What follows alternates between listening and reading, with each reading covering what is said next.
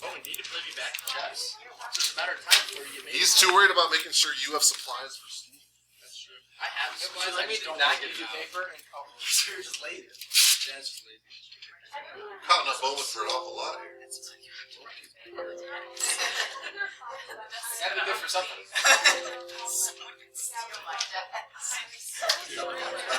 trying to get Connor to be good for something. Wow, not a death trap. No way. I have no concentration. Yeah. I didn't ask them. They weren't like, You don't. I don't even know. You guys look like. Okay, so Stop distracting. there's kind of three sections on the lines I put on the side. There's kind of three sections, right? There's the HA and VA that are together. Why are those together? Because the information about that both come from The original. the original equation. You thought you were saying it, but all right. So horizontal asymptotes. Let's review. So I know I've got like over here. I've got HA and VA, and those both come from the original equation. So horizontal asymptotes. Remember, you're looking at the highest power.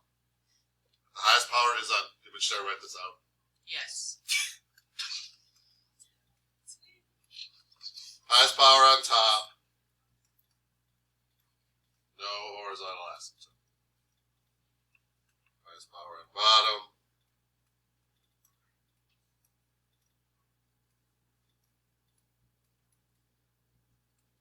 Horizontal asymptote where?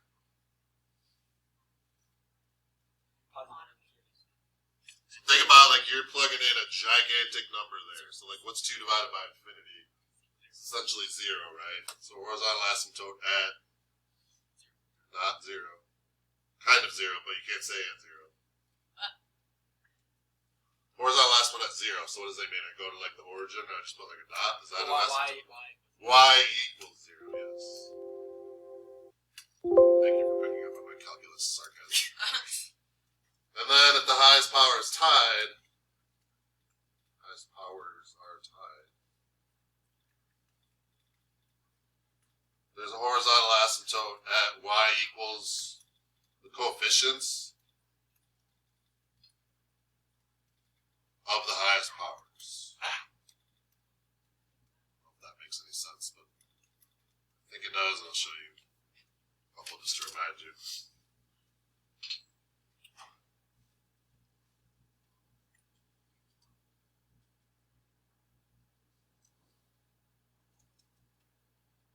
So there's really only 2 situations you got to worry about. So the highest power is on top. There's no horizontal asymptote.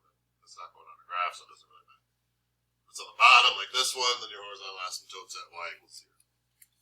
If it were tied, so remember we'd get something like 3x minus 1 over 4x plus 2. You would have a horizontal asymptote here at y equals 3/4. Because the highest powers are tied, basically you ignore everything else.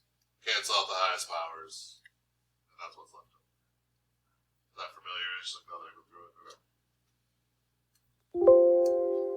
Alright, that's horizontal asymptote. Can I erase this stuff down here? Everyone wants to write the words. What'd you say, no? I said I. It's part of me. Yes, I had to pull out my pirate dictionary in my brain for a second. Okay, so the vertical asymptotes. Vertical asymptotes. Bottom equals 0, and the top doesn't. Remember, if they both equal 0, it's a removable discontinuity. It'd be a hole in the open circle. That's not really going to come up in these graphs that we're doing, but good to remember. So in this case, I would take the bottom, set it equal to 0. That's my vertical asymptote. That's the equation. That's a vertical line. That's a vertical asymptote.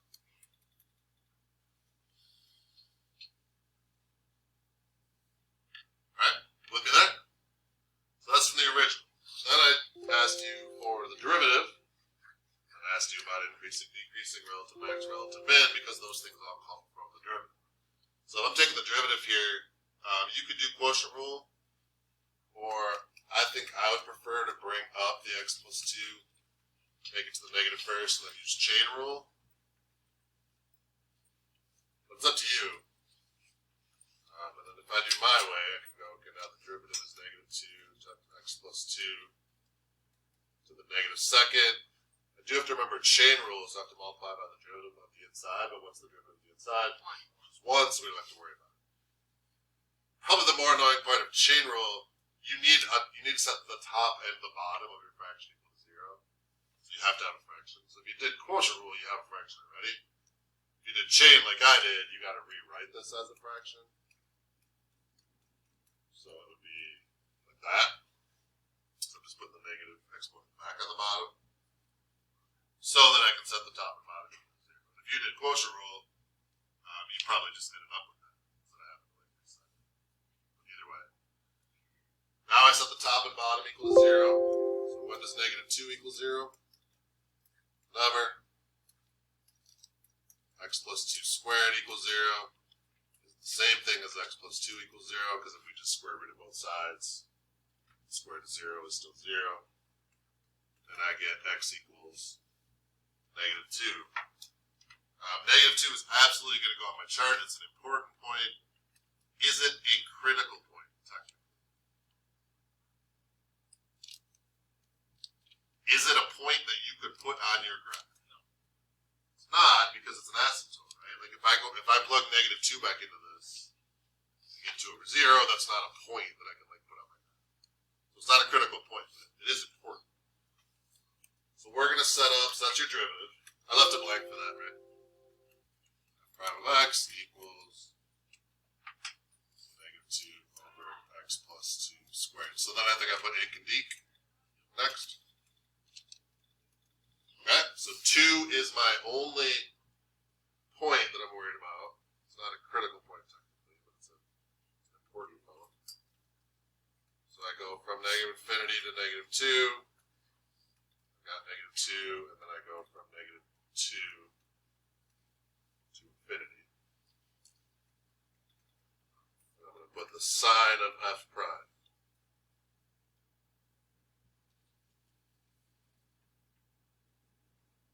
So we want to know about increasing or decreasing. What level tells you increasing, decreasing? First derivative. So that's where we're plugging back into. If I wanted to know about concavity, where would I be plugging back into? Second. We're not there yet. Just keep it in mind. So if I plug in like negative 5, what's the mixture about the bottom? It's always positive, isn't it? Yeah. So actually, isn't the bottom always positive because you're squaring something? And the top is always negative because it's negative. So you can just do that. And then if you want to put that next layer on your table, so what is f of x doing? It's decreasing. And then it's decreasing. So be careful that you don't do this, because this would be incorrect. So increasing is none, or not available, or whatever. Like those are fine. This is wrong. Don't write this. Why is that wrong? So this like makes it look like it's decreasing the entire time. But at negative 2, the function's not decreasing. It's an asymptote. So nothing is happening there as far as increasing or decreasing. So you're trying to combine these two things if you do that. But you don't want to, because you're including a number that you don't want included. So just do two intervals that we have. Negative infinity to negative 2. And negative 2 to infinity. Questions yet? Okay. So then relative max and mins happen when we get a switch. So the sign changes negative to positive, or positive to negative, or the function goes from dec to inc or inc to dink, but we don't. Did I say dink? Yeah. We don't have either of those there, so you put a dash or NA or whatever. So no relative max, no relative mins. We know where the function is decreasing. We know where there's asymptotes. Can I erase this piece here? Will, most of the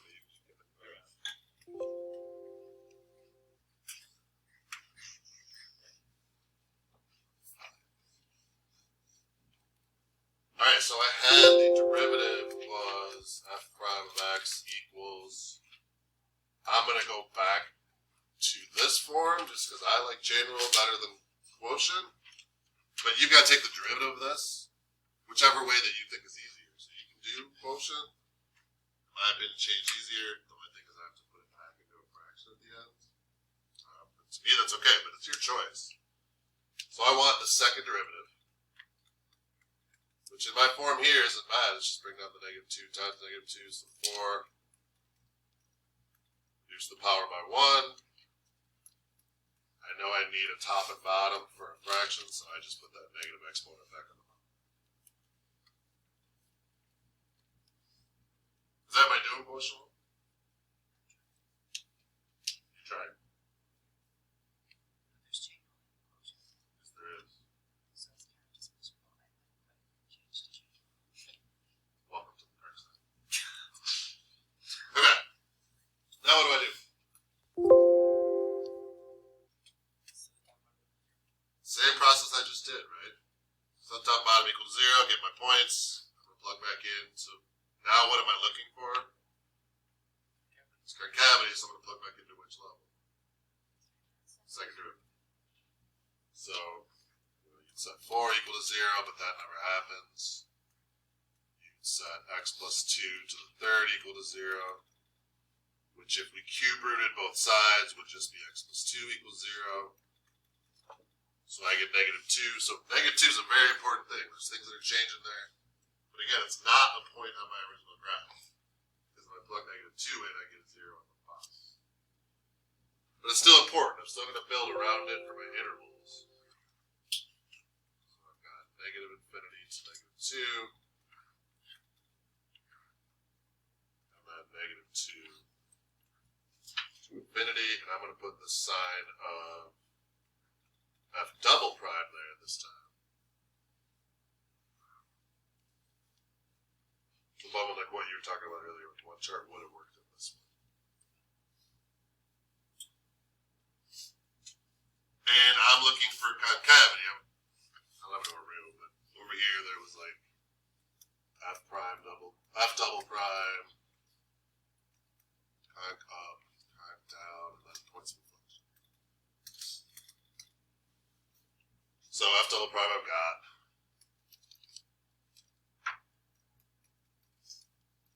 And I'm looking for concavity where we concave up and concave down. So I pick a number in this interval, let's say negative 10. If I plug negative 10 in here, negative 10 plus 2 is still a negative number. A negative number cubed, still a negative number, right? And then positive divided by a negative. So F double prime is negative any point you would choose in here. Which means what about f of x? Second derivative is negative. That would be from the first derivative. Concave down.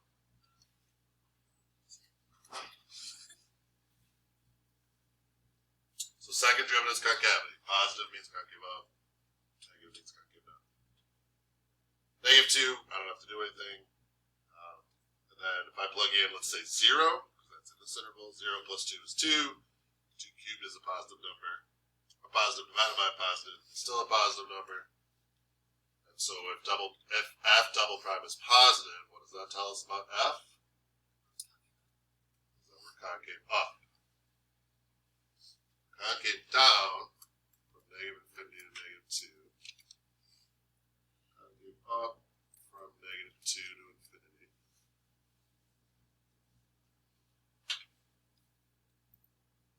How are we doing? Am I going too fast? Okay, questions? Do I have a point of inflection, like a literal point on my graph? I do not. Why not? Close. Because the vertical one. So this is, we did switch, right? The concavity switched from down to up, so you're thinking, oh, maybe it's a point of inflection, but then your next step would be, okay, there's a point of inflection at 2 comma, I don't know, let me find the y value, and then hopefully you'd be like, oh crap. There's not actually a point of inflection because if you divide it by 0, you would just put a dash there.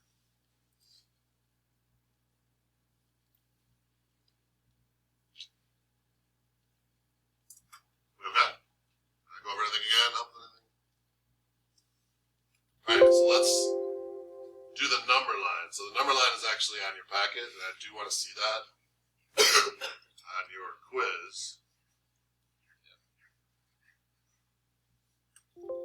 So you're going to put any critical points that you got from either level, first derivative or second derivative. And in this problem, they were the same, but they won't always be. So I'm just going to put -2 right there. And then at the top of my number line, I'm going to put whether the function is increasing or decreasing in that interval. On the bottom, I'm going to put whether it's concave up or concave down in that interval. So up until, so it's really like negative infinity is over here. Infinity is over here. So from negative infinity to -2, was I increasing or decreasing? Increasing. It's decreasing both, right? Because we're decreasing in both of those spots there. And then concavity, I was concave up from -2 to infinity. Concave down. Probably should write concave down here. Concave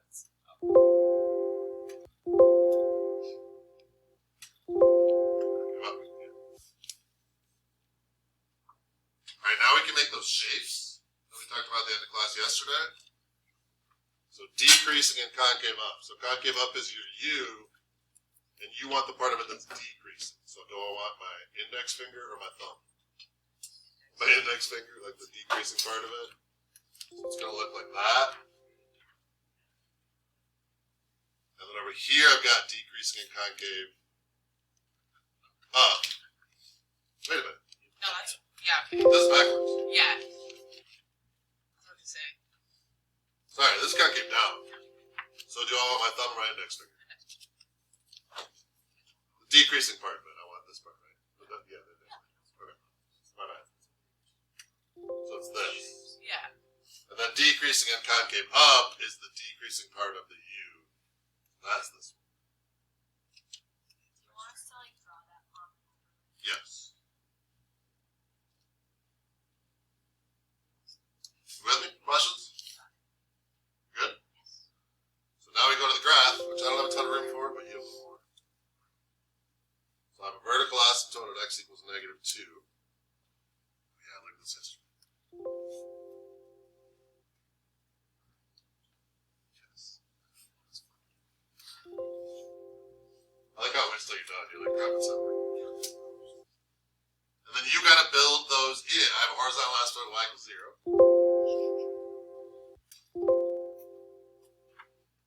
Oh no, it's a solid line. Just kidding. And then you gotta build in those shapes around the asymptotes. So you got this shape to fit in, but you know that it has to level off at 0. So basically, like if I call this like region 1 and region 2, which region do I have to put it in? It has to be in region 2, right? So that it'll level off this way. Like if I put it up here, it's leveling off up here instead of down there where we want. And then the same idea with the other piece. So it's got to have that shape, but it's got to level off at 0. So like it has to end there. Which means it has to start there. We're done.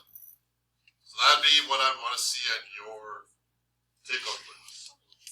Like on a separate sheet, you did your derivative and your tables and you checked everything. And on this sheet, maybe I'll do like front and back. Yeah, so for your quiz, does this make sense? I'll do front, I'll leave the back blank. So you can do like the work on the back and then put everything on the front. It seems like a lot of work to flip it over. I'm still I don't know, I'd rather just have a zero next to it. You'd rather just have a separate sheet? Yeah, I would. Okay, that's fine. That's what I was asking. You're the ones who pay attention, so you get to choose. Well, then separate. Okay, Yeah. there it is. Thanks, everybody. Yeah. Okay. Unanimously. So, What? alright. What can I go over there? There's actually now 4 tests, and they're not they're due tonight. Hey, you weren't listening, so. I just listened to Noah. My silence was No. Anything I can go over with them? Go over with you again. Or explain it with me. How's that seem? Seems what? What did you say, Lynn? Okay. Let's do one that's not an asymptote. So let's do two. Can I erase all this?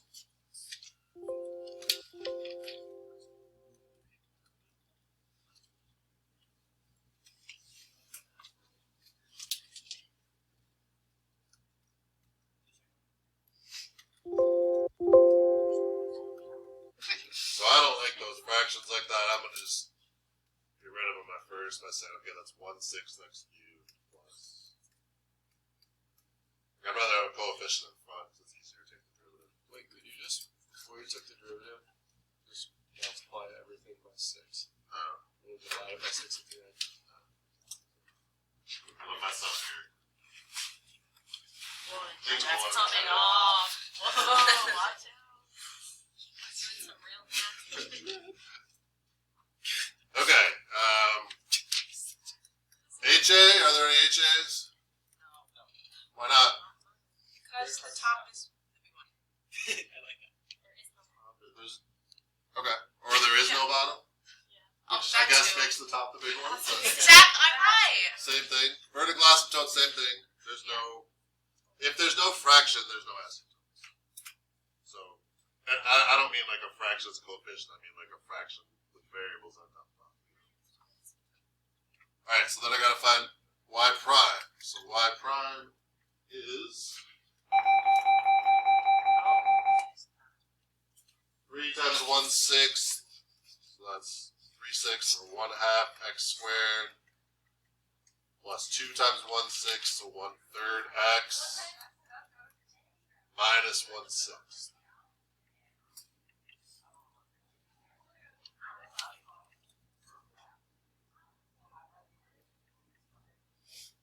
Don't like this.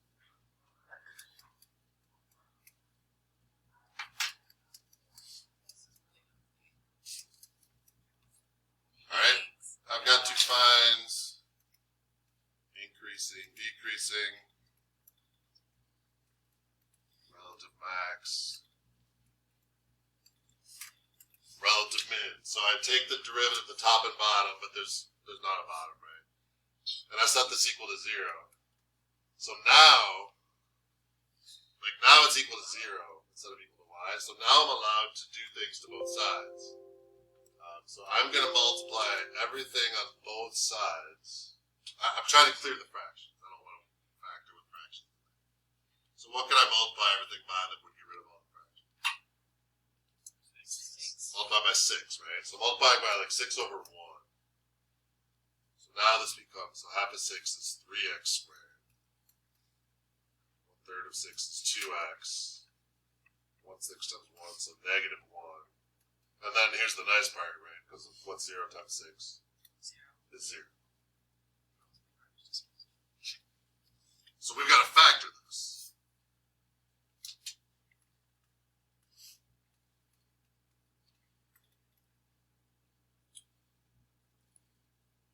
So 3x squared, 3 can only be 3 times 1. So this has got to be like a 3 here to 1. Negative 1 can only be negative 1 times 1. But you got to like double check which one goes in which spot. So I'll give you a second to figure out. Does the positive one go here, or does the positive one go here? Don't say it. I was thinking of something.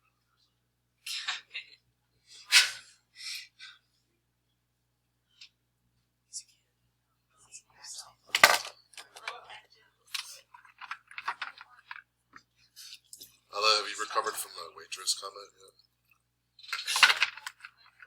Kevin, Remember yesterday, waitress. you said you such a good waitress. It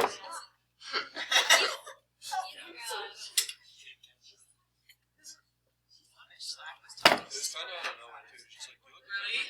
Yeah, there was Why? no I was just saying, he always acts like he knows everything. Okay, That's so funny. who me? Not my son. Well, Our son said that about him. So if I put a positive 1 there, and a negative 1 there. If you FOILed this, that would give you 3x, then that would give you negative 1x, and what do those add up to? 2x, so that means we did it correct. So then I solve these, so this will be 3x minus 1 equals 0, which will give me x equals 1/3. This will be x plus 1 equals 0, which will give me x equals negative 1.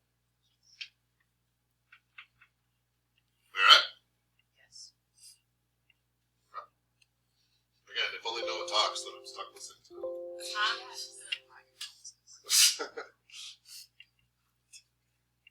What do I got? Negative 1 and 1/3. So I build around those. I build a box around those.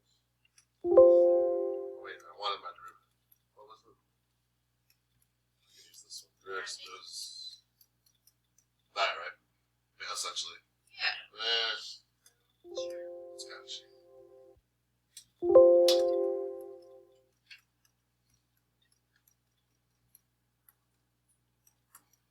But as far as like plugging in for positive or negative, it's fine. But it's not my actual. This is not my actual derivative because I like multiplied. You know, it'll work for checking positive or negative. It won't work when we go to take the second derivative. So my critical points were negative 1/3 and. No. Did I have it backwards? Yeah.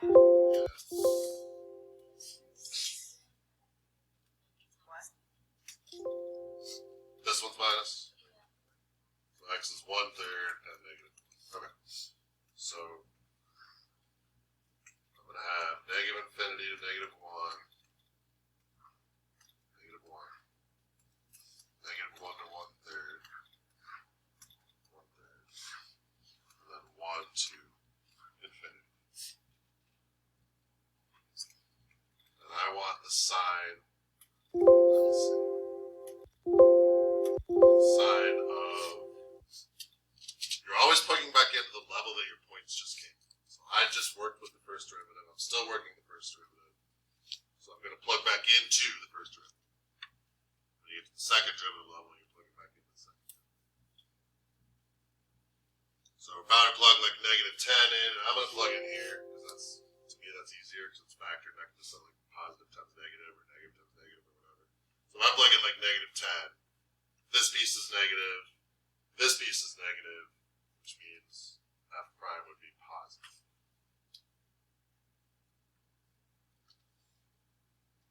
Here, if I plug in 0, so you plug in 0 to that real easily too, it's a negative 1/6. Or you get a negative times a positive, which is a negative. And then if I plug in like 10, I'll get a positive and another positive. So we've got f is increasing here, f is decreasing here, and f is increasing this.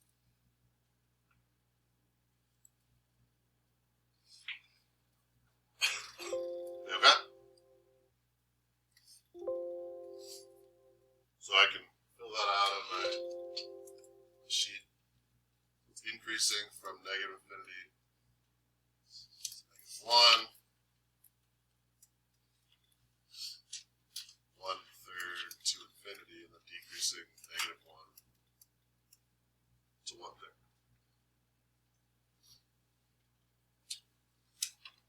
So do I have a relative max? Yes. Do. What's the x value? Good, because we're switching from the functions increasing to decreasing, so it creates like that top of the hill. So I do have a relative max. The relative max is at negative 1, comma, I don't know yet. Where do I plug back in to find a y value that we're going to put on our graph? The original. If I want a y value, I plug into y, right? So it's kind of annoying in this one, but it's enough. So I get 1/6 times negative 1 to the 3rd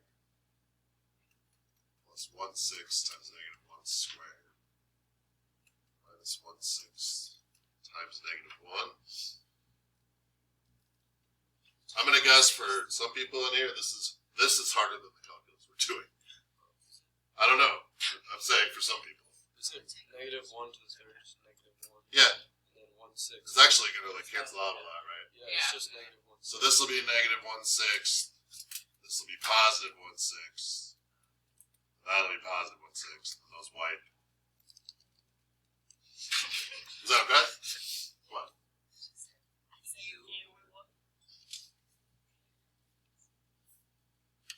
Like, do you want me to go through it again, or you just No, I whining just- about fractions? Okay. You guys can beef at your own time. Do I have any relative mins? Where? So that's going to be even more fun. So I have a relative min at 1/3, comma, I don't know, 1/6 times 1/3. I don't know. No.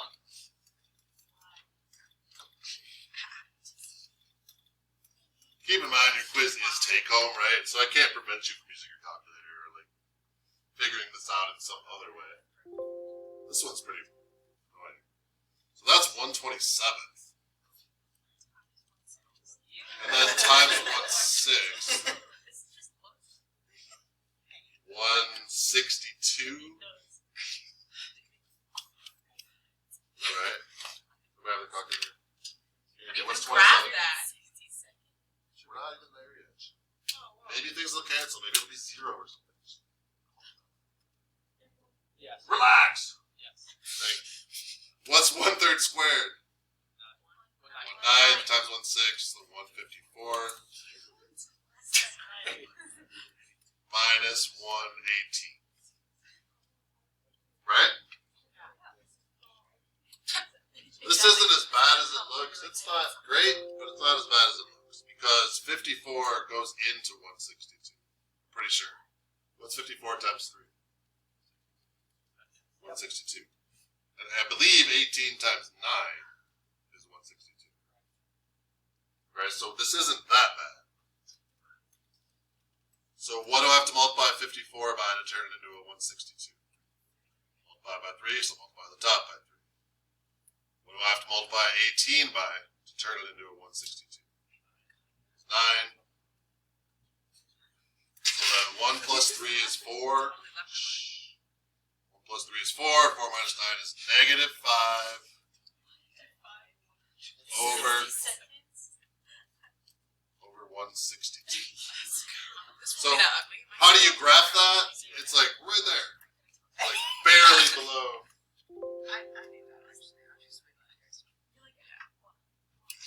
Stop whining about fractions.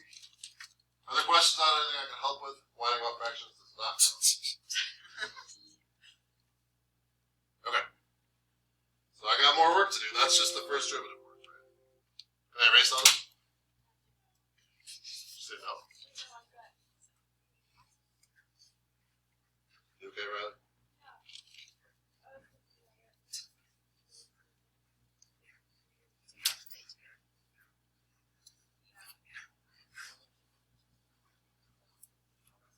Okay. So my first derivative was 1/2 x squared plus 1/3 x minus 1/6. So my second derivative is x plus 1/3. Right? So I would set the top and bottom equal to 0, but there's just the top. So I get that, and then x equals negative 1/3. It's like my second derivative critical point. Still with me? Yes. So I'm going to build around that. So x, and then I want the sign of where this point come from. It came from the second derivative, so I want the sign of the second derivative. So I've got to build up to negative 1/3, 1/3, and then negative 1/3 to infinity.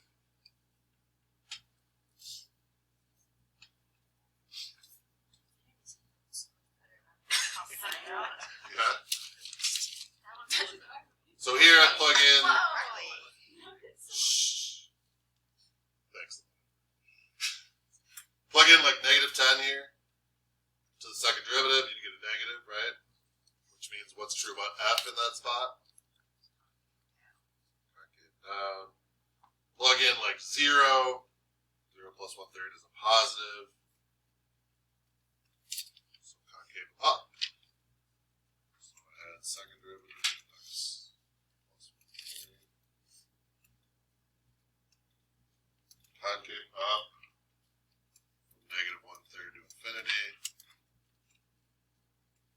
Concave down from negative infinity to negative 1/3. So is there a point of inflection? Yes. There is, and it's at negative 1/3, comma, whatever. So we get to plug into that again. We already did it. It's just it's like extremely similar.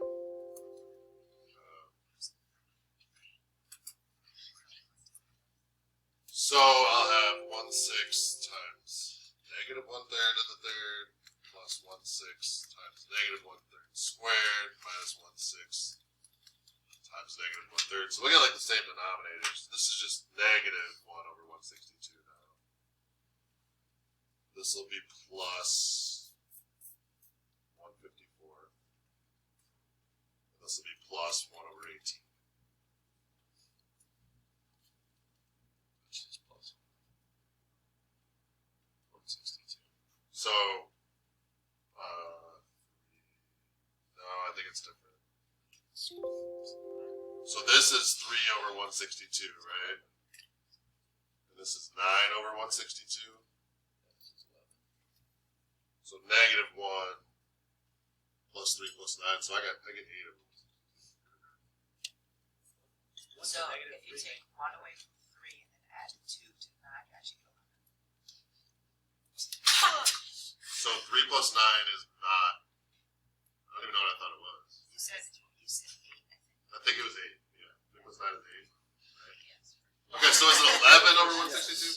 Yes. You said that's so bad. Actually, it should be 11. Stop. You haven't added anything to the conversation. Well, I have so much to say. Okay. Questions? So let's make our giant number line. Put everything together. And then graph it. So I take any critical point that I had from either level. Which means I want the negative 1, I want the 1/3, and I want the negative 1/3. Negative 1, negative 1/3, and 1.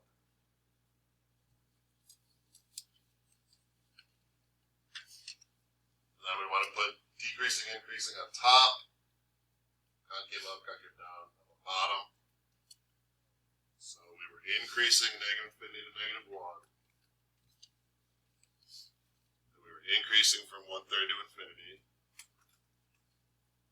And this trips people up sometimes, but this is all you do if this happens. So it's decreasing from negative 1 to 1/3, which covers 2 intervals, and you just put decreasing in both. And then kind of the same for concavity. So to the right of negative 1/3, we're concave up, so you just put it in both of those slots. And to the left, we were concave down, so I just write concave down in both of those slots. What's up? You're going crazy. Alright, make our shapes now. Increasing and concave up. This.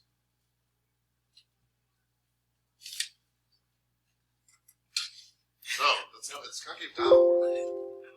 Here's the thing, I have to pee so badly. I'm trying to finish this, but I'll be right back. Go! This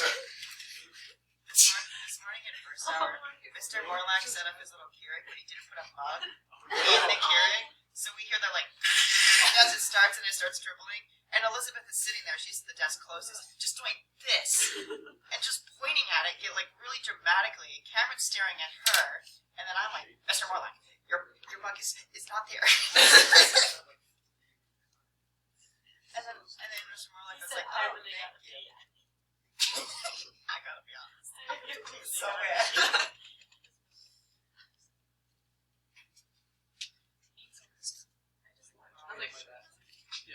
Someone just texted me congrats. I don't know what I did. Good job, Riley.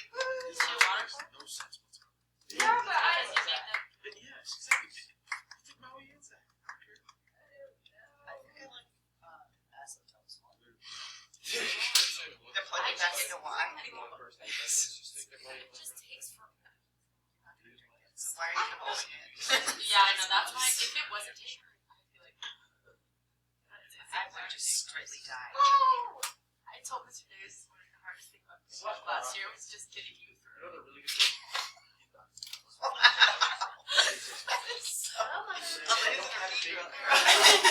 I would do calculus. Keep me on your phone. Like, no, I didn't do your work. No. But then once I started doing it, it was fun. I looked at your rocks and see where you guys were running data. Because we're Okay. probably like, Zip it. Increasing and concave down. So down is the end. I want the increasing part of it. Decreasing and concave down. Decreasing concave up. Increasing concave up. You can kind of see that's what our graph will look like. There's no asymptotes, right? They're all just going to connect. So I put the points on the graph that I know. This is kind of, it's hard to like spread them out, but so -1. I'm gonna put 1/6 like way up there.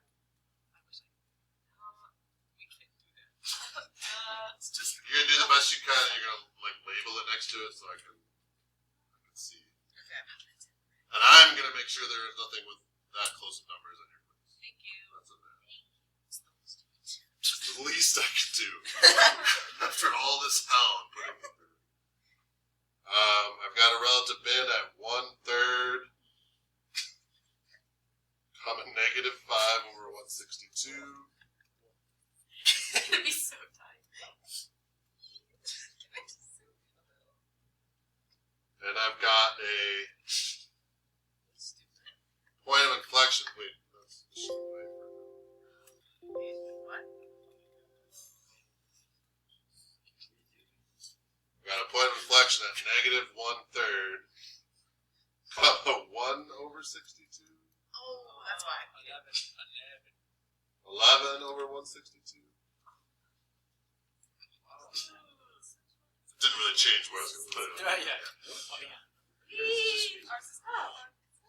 It's so tight. It's so tiny.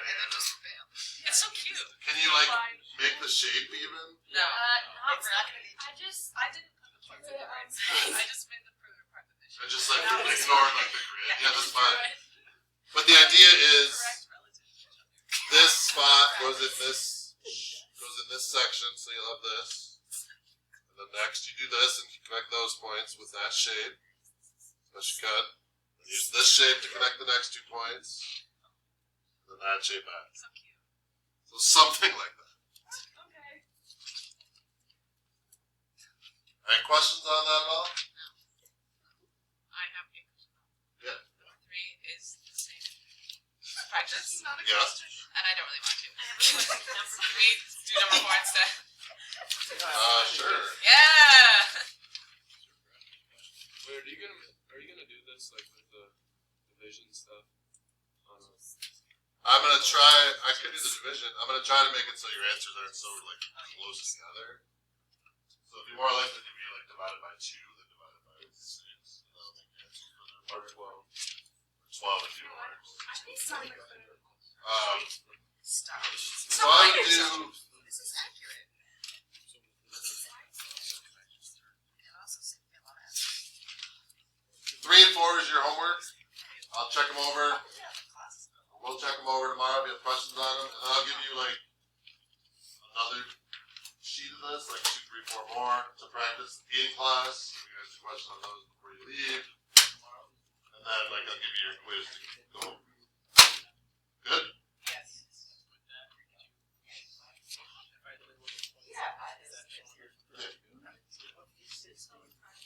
Or you could do like Dana said, just ignore the grid. Pretend every tick mark is like a 6 or something. Oh. Well, Either way. So could you like not label the graph? Yes. Or How did you the start? Alright, I think that's Just the graph test. with the You can have numbers on the it. graph. Yes. Then No, we see it's I want your 30 seconds. you still could. It's just easier. Because then it doesn't get you know what I confuse you with. Right. I didn't really think through far enough that these would be so like close together. It's okay. Thank you for your patience. I forget. Chess club.